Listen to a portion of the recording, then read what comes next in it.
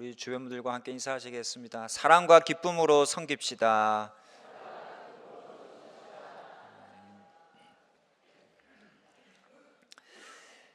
제가 부교육자로 있을 때는 한 교회에서 그리 오래 있지 않으니까 잘 실감을 못했는데, 제가 이제 신도교회 담임 목사로 온 지 10년이 되었습니다. 강산이 한번 아닌가요? 맞죠? 10년이면 한번 변했는데요. 이렇게 조금 있다 보니까 실감하게 된 것이 있는데, 그것은 사람들이 자꾸 바뀐다라는 거예요. 부교육자로 있을 때는 그저 그 사람이 그 사람이었어요. 계속 같은 사람이었고, 그들과 계속 신앙생활 하는 것 같았고, 또 그들과 같이 동역하는 것 같았습니다. 한데 이제 10년이 되다 보니까 이제 또 떠나시는 분들도 있고요. 또 부교육자들, 장로님들, 권사님들, 집사님들도 이제 또 은퇴하시고 자꾸 이렇게 바뀌는 걸 깨닫게 됩니다. 한마디로 세대 교체가 일어나는 것이죠. 이 세상 일이 다 그런 것 같아요. 자꾸 이렇게 바뀌는 세대 교체가 이루어지는 것 같습니다. 그때 참 중요한 것은 그 교체가 순적하게 또 순조롭게 이루어져야 된다라는 거예요. 그래야 그 좋은 모습들이 계속해서 지속될 수가 있기 때문입니다. 한 가정에서도 마찬가지입니다. 한 세대가 계속 있는 거 아니죠. 또 자꾸 바뀝니다. 한 세대가 가고 한 세대가 오는 겁니다. 그때 이어주고 이어받는 그 순간이 참 중요합니다. 그것이 잘 이루어져야 된다라는 겁니다. 스포츠 경기에 비유하면 이어 달리기가 순적히 진행되어야 한다라는 것이죠. 올림픽 경기가 열리면 손에 정말 땀을 쥐고 구경하는 경기가 하나 있어요. 이번에 이제 동계 올림픽에서도 이 쇼트트랙이 있잖아요. 쇼트트랙 중에서도 제일 관심 가는 게 어느 종목이죠? 계주입니다. 남자 5000m 계주가 있고요, 여자 3000m 이어 달리기가 있습니다. 그 성분은 참 끝까지 알 수가 없어요.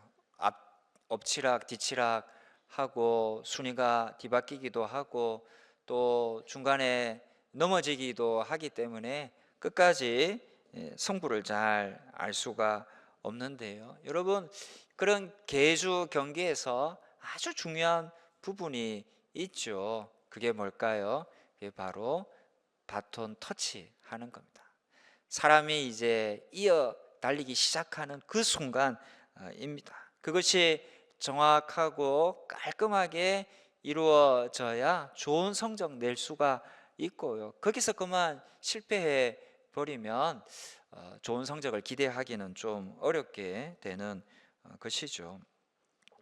한 가문의 역사에서도 바톤 터치, 즉 부모와 자식 간에 가르치고 배우는 것이 잘 이루어졌을 때 그 가정, 가문은 성공하는 것이죠.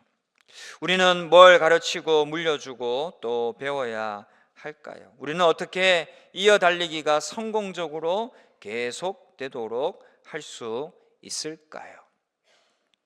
많은 부모님들이 자녀에게 뭐든지 주고 싶어 하지만 정말 중요한 가르침은 손을 놓고 있을 때가 적지 않습니다. 부모와 자녀가 서로를 이해하지 못하고 더 나아가 대화조차 잘 안 되는 가정이 수두룩합니다. 하지만 여러분, 인생에서 최초의 학교, 가장 중요한 학교는요, 일반 학교가 아니라 가정이죠. 아이에게 최초의 교사, 가장 중요한 교사는 어린이집, 유치원, 학교, 선생님이 아니라 누구일까요? 바로 부모입니다. 가정 안에서 부모와 자식 간에 자유롭고 서로를 존중하는 대화가 이루어져야 합니다. 가족이 둘러앉아 하루 중에 일어난 일들을 나누며 그 가운데서 주님의 은혜를 떠올리며 생각하며 이야기할 수 있다면 아주 좋은 신앙의 가정, 크리스찬 가정이라 할 수 있을 것입니다. 크리스찬 부모는 그 시간을 통하여 무엇보다 신앙을 심어주려고 애를 써야 합니다. 물론 부모가 아무리 애를 써도 자식들이 하나님을 떠나는 경우가 왕왕 있죠. 그러나 그것은 부모의 잘못은 아닙니다. 부모의 책임은 아닙니다. 부모는 최선을 다한 거예요. 그것은 오로지 자식의 책임이 될 것입니다. 허나 부모가 신앙을 제대로 가르치려고 애도 쓰지 않았다면 그것은 자신의 잘못, 자식의 잘못 이전에 부모의 잘못이요, 부모가 책임을 소홀히 한 것이죠.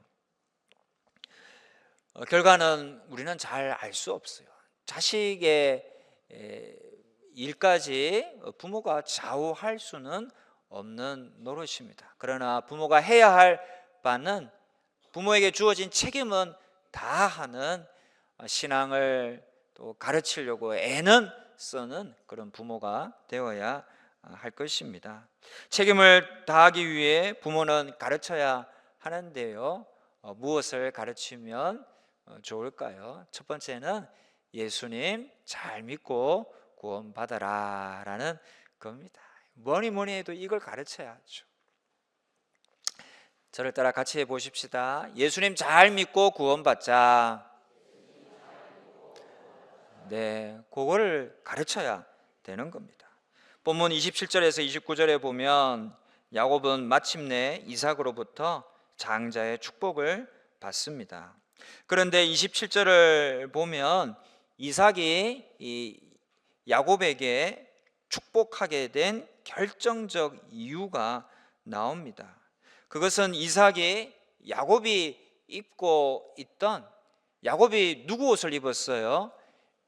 형 에서의 옷을 입었습니다. 그 에서의 옷에 둘째 줄에 보면 향치를 맡고 이 아비 이삭이 이제 에서임을 확신했던 거예요. 그래서 이제 그에게 마음껏 축복했던 겁니다. 이제 야곱이 축복을 받았는데 사실은 이제 야곱이 아비를 속인 것이죠. 아비가 에서에게 축복하고자 한다는 사실을 안 리브가가 야곱에게 형의 옷을 입어라 요청하게 되었고, 이 야곱이 그 말을 받아들여서 형 에서의 옷을 입은 거예요. 에서의 옷을 입고 또 에서인 척 해서 아비 이삭에게 나아갔던 겁니다. 그래서 이삭은 속은 것이죠. 야곱이 에서인 줄로 속았던 겁니다. 그래서 속아서 야곱에게 마음껏 축복했던 겁니다. 아비를 기반한 야곱은 사실 저주를 받아야 마땅했지만 형 에서의 옷으로 인해 축복을 받았던 겁니다. 이처럼 우리도 이 옷을 입어야 합니다. 야곱처럼 거짓의 옷을 입는 것이 아니라 죄인들을 대신해 죽으신 그리스도라는 의의 옷을 입어야 합니다. 그 의의 옷을 입을 때에 영원한 하늘의 축복을 받아 누릴 수가 있기 때문입니다. 자기의 의로 옷 입어 봐야 아무 소용이 없습니다. 아무리 깨끗하게 보이는 옷이라도 하나님 앞에서는 다 남루하고 헤어지고 얼룩진 더러운 옷일 뿐입니다. 오직 예수 그리스도의 의의 옷만이 깨끗한 온전한 옷인 것이죠. 부모는 자녀들에게 그 자기의, 자기가 갖고 있는 실력, 자기가 쌓은 명성과 물질, 그 사실 다 알량한 겁니다. 그것에 의지하는 것이 아니라 자기 공로나 자기 의에 의지하지 않도록 오직 예수 그리스도의 의, 예수 보혈의 공로에 의지하도록 가르쳐야 하는 겁니다. 그것만이 구원받고 영생을 얻는 하늘의 축복을 받아 누릴 수 있는 유일한 길이기 때문이죠. 여러분, 이 세상에서 잘 먹고 잘 살 수 있는데요, 구원받지 못한다면, 하늘 축복을 받지 못한다면 그게 다 무슨 소용이 있을까요? 구원받지 못한다면 오히려 그 쌓은 것, 물질, 재앙이 되지 않겠습니까? 그 사람은 누가복음 15장에 나오는 그날 밤에 자기가 죽는 줄도 모르고 풍성한 소출을 거둔 후에 곡간을 짓고 이후로 평안히 쉬고 먹고 마시고 즐거워하자라고 한 그 어리석은 부자와 같은 거예요. 여러분, 그 부자가 과연 잘 살았다 할 수 있을까요? 많은 것을 쌓고 누리고 살아왔지만 그 부자가 잘 살았다라고 말할 수 있을까요? 많은 것을 쌓았지만 그날 밤에 죽는데 과연 그 부자가 잘 산 것입니까? 그게 성공한 인생입니까? 구원받지 못하고 이 세상에서만 잘 살면 그것은 바로 이 어리석은 부자와 같은 거예요. 부모는요, 자녀에게 어리석은 부자가 성공한 거라고 가르치면 안 되는 겁니다. 그것은 바톤 터치를 잘못하는 거예요. 네가 물질이 많아도 좋은 위치에 있어도 그게 성공한 게 아니다. 예수 믿지 않으면 그건 다 쓰레기와 같은 것이고 실패한 인생이 되는 것이다. 예수 잘 믿어야 된다. 예수 잘 믿고 예수님 옷을 입어야 구원받고 하늘천국, 하늘나라를 상속받는다. 하늘 축복을 받을 수 있다. 그것이 성공한 인생이라고 가르쳐야 되는 것이죠. 그 사람이 지혜로운 사람이고 지혜로운 인생을 산 것이다 라고 말해줘야 하는 겁니다. 로마서 13장 14절에도 오직 주 예수 그리스도로 옷 입어라 라고 했습니다. 예수 그리스도의 옷을 입도록. 너 물질, 의, 공로, 지위 그것 믿고 살지 말고 그것 의지해봐야 짧은 인생 조금 편하게 살 뿐입니다. 그것 믿고 살지 말고 예수님 믿고 예수님 옷을 입고 하늘 축복을 받고 살아야 된다. 그게 성공이다 라고 가르쳐줘야 하는 겁니다. 유대인들의 출애굽 시 애굽의 10번째 재앙이 내려졌을 때에 애굽 왕을 비롯한 풍성히 살았던 애굽의 집 장자들은 다 죽었습니다.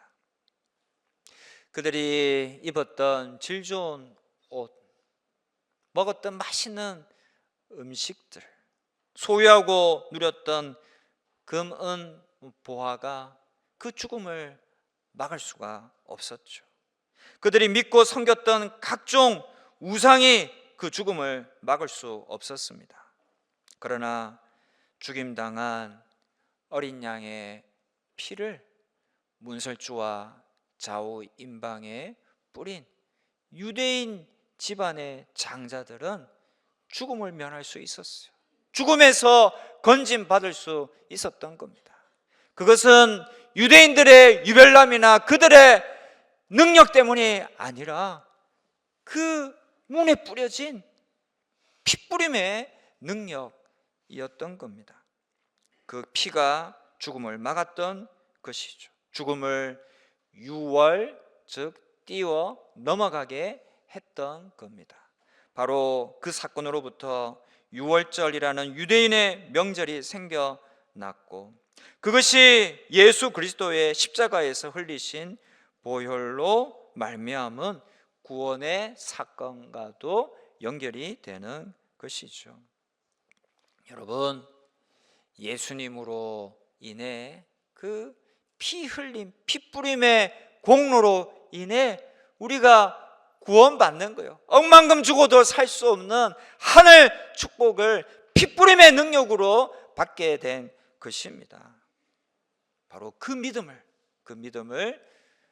우리 부모는 부지런히 가르치고 자식들은 배워야 하는 겁니다.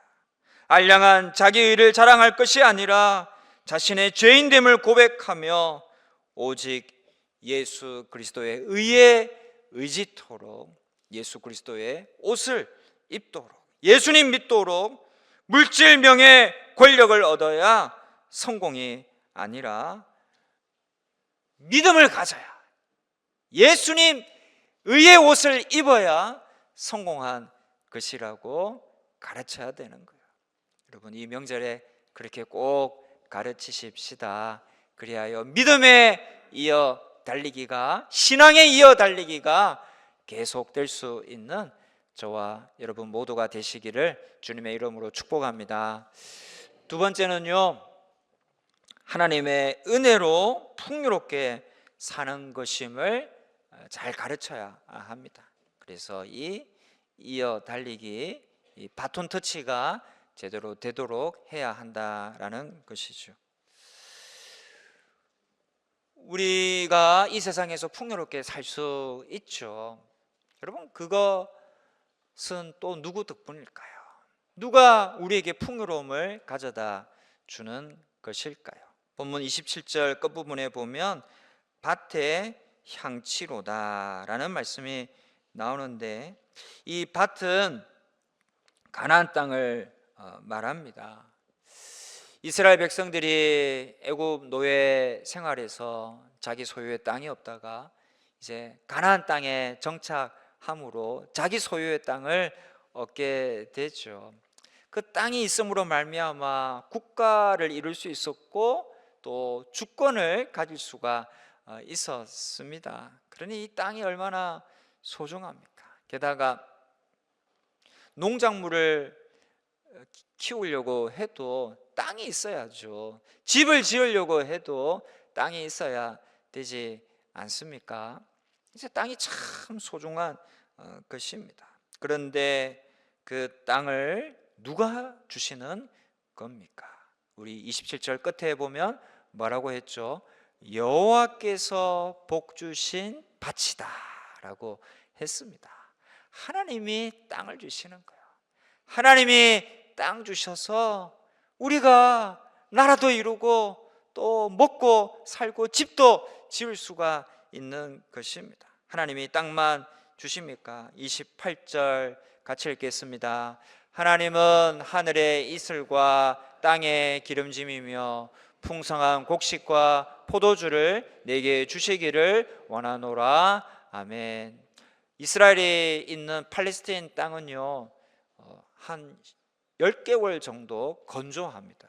그때는 비가 잘 안 와요. 그런데 다행히도 1년에 250일 넘게 아침마다 풍성한 이슬이 내립니다. 그 이슬 덕에 농작물이 또 자라날 수가 있는 거예요. 그러니 비와 함께 이슬이 내린다라는 것은 얼마나 좋은 일입니까? 감사한 일입니까? 또 기름진 것도 꼭 필요하죠. 땅에 있어도요 기름지지 않아요. 척박해요. 뭘 심어도 잘 열매가 안 납니다. 옛날에 우리나라에서 북한에 이제 비료 보내기 운동을 하지 않았습니까? 북한에 땅이 있지만 척박해서 열매가 잘 없는 거예요. 그래서 비료를 보내서 그 땅을 비옥하게 만들어 수확할 수 있도록 도움을 줬던 것이죠. 그래서 이 기름진 땅도 참 소중한 겁니다. 기름진 땅이 있을 때에 또 비와 이슬이 잘 내릴 때에 28절에 나온 대로 거기서 풍성한 곡식 또 포도 열매를 얻을 수가 있는 것이죠. 그런데 여러분, 이 모든 것을 누가 주신다고 이삭이 야곱에게 가르치고 있나요? 28절 처음에 뭐라고 되어 있죠? 하나님은 끝에요 네게 주시기를 원하노라 라고 되어 있습니다. 바로 하나님께서 우리에게 이 모든 땅을 비롯한 먹고 살 것을 공급해 주신다고 이삭이 야곱에게 가르치고 있는 거예요. 우리도 마찬가지입니다. 지금도 마찬가지. 이 세상에서 풍요롭게 먹고 살 수 있는 것, 하나님께서 주시기 때문이다.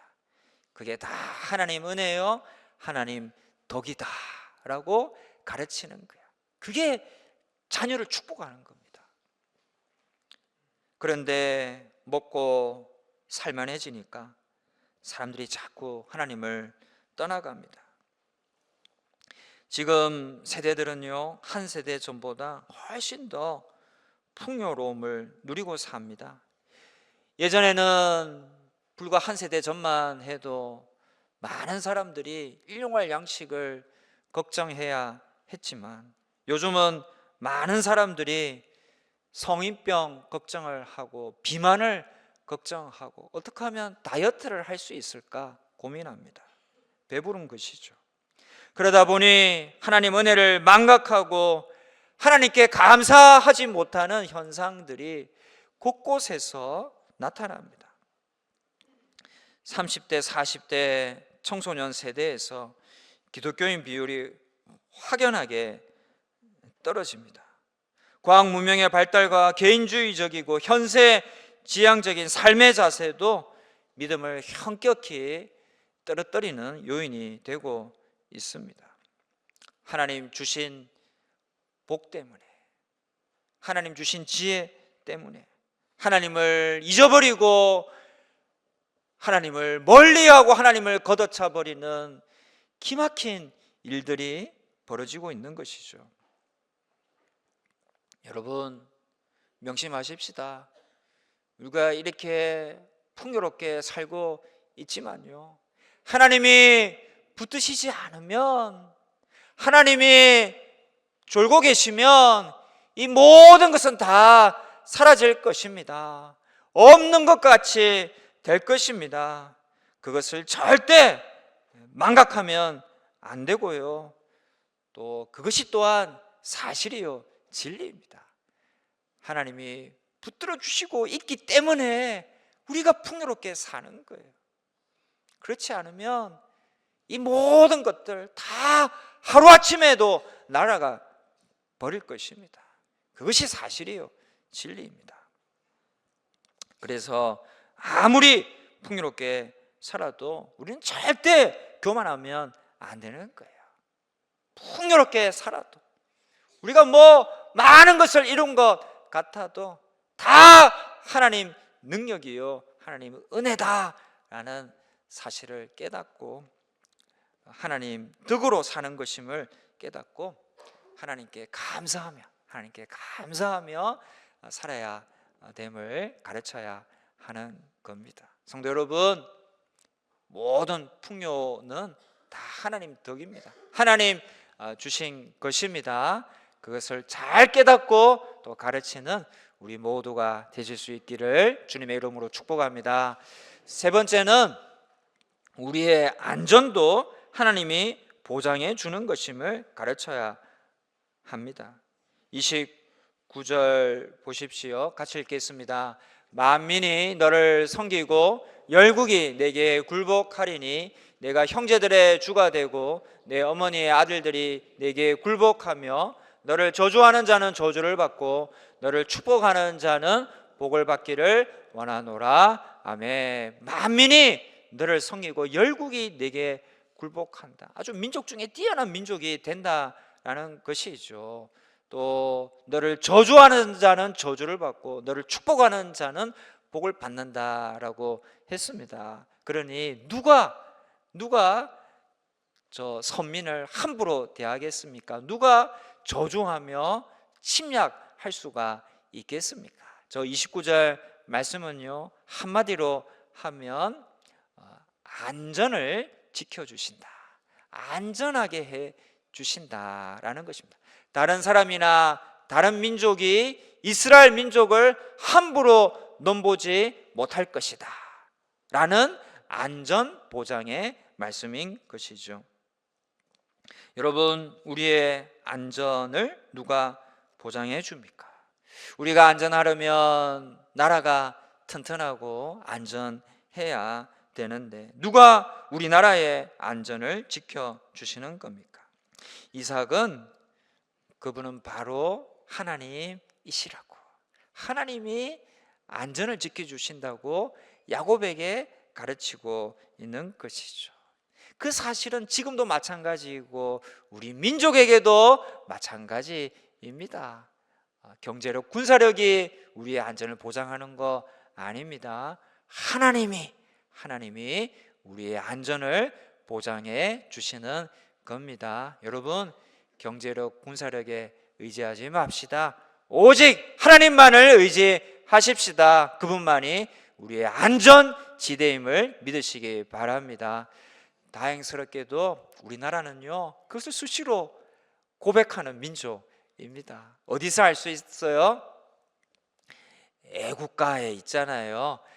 하나님이 보하사 우리나라 만세라고 하지 않습니까? 하나님이 보호하사 우리나라가 만세토록 이어진다라는 그예요. 보호하사, 이게 무슨 뜻입니까? 보호하시고 도와주신다라는 뜻입니다.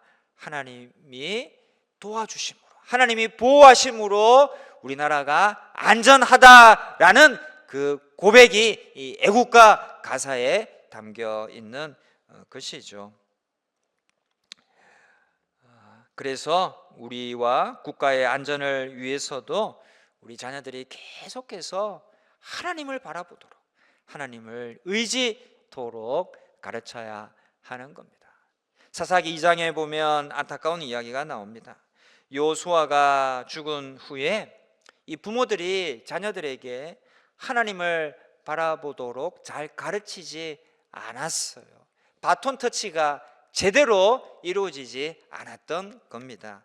그래서 후손들은 하나님을 알지 못하는 다른 세대가 되었다라고 사사기 2장 10절에 나와 있어요. 하나님을 그 요수아 이후의 세대는요, 알지 못하게 된 거예요. 제대로 부모들이 가르치지 않았기 때문이죠. 그래서 그 다른 세대는 어떤 모습을 보였습니까? 11절에 보시면요, 악을 행했고요, 또 바알들을 섬겼다라고 했습니다. 12절에도 하나님 여호와를 버리고 다른 신들, 곧 그들의 주위에 있는 백성의 신들을 따라 그들에게 절하여 우상 숭배를 했다라는 그예요. 13절 보십시오. 곧 그들이 여호와를 버리고 바알과 아스다롯이라는 우상을 섬기고 숭배하는 그런 하나님을 떠나는 모습이 된 거예요.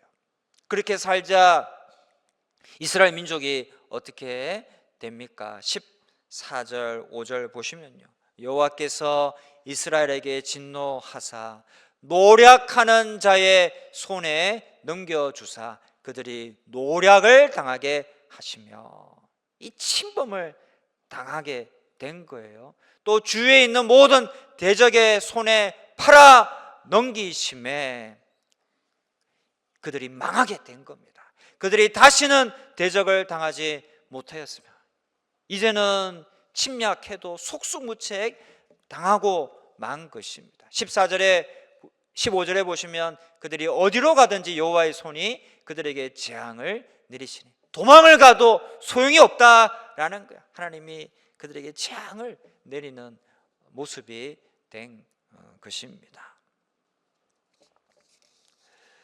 하나님을 모르는 다른 세대가 되어 악을 행하고 애굽 땅에서 인도하여 내신 하나님을 버리고 우상을 숭배하자 하나님의 진노가 끊이지 않았고 이스라엘 백성들은 주변의 대적들로부터 자꾸 침범을 당하는, 그래서 괴로움을 겪는 민족이 되고 말았다라는 것이죠. 바로 안전을 빼앗겼던 겁니다. 하나님을 떠나자 안전도 빼앗기게 되었던 겁니다. 여러분, 여기서 우리는 또 한 번 깨닫게 됩니다. 도대체 누가 우리의 안전을 지켜주시나? 누가 우리 민족을, 우리 나라를 보호하실 수 있는 건가? 그분은 바로 하나님이시다. 정말 애국가 가사 그대로 하나님이 보호하사 우리나라 만세가 진리구나, 맞구나, 사실이구나 고백할 수가 있는 것이죠. 안전지대는 오직 하나님밖에 없습니다. 하나님만이 우리의 안전을 보장해 주십니다. 바로 이런 점들을 우리가 가르쳐야 한다라는 겁니다. 그것이 바로 부모가 자녀에게 해줄 수 있는 축복이고요. 그럴 때 이 바톤 터치가 제대로 이루어져서 신앙의 이어달리기가 성공적으로 계속될 수 있는 거예요. 그래서 참 좋은 나라, 좋은 민족이 될 것입니다. 이제 곧 명절이 시작되는데요, 명절에 여러 세대가 만나는 것은 부모가 자녀 손들을 축복할 수 있는 바톤 터치를 잘 하여서 신앙의 이어달리기를 성공적으로 할 수 있는 좋은 기회가 됩니다. 설 명절에 가족 친지 만나고 서로 사랑하고 우애 있게 지내며 덕담을 나누며 그렇게 잘 보내실 뿐만 아니라 여러분, 신앙도, 예수님도, 하나님에 대해서도 가르치고 잘 배워서 이 신앙의 이어달리기가 성공적으로 계속되는 저와 여러분의 가정과 모든 가문 되실 수 있기를 주님의 이름으로 축복합니다.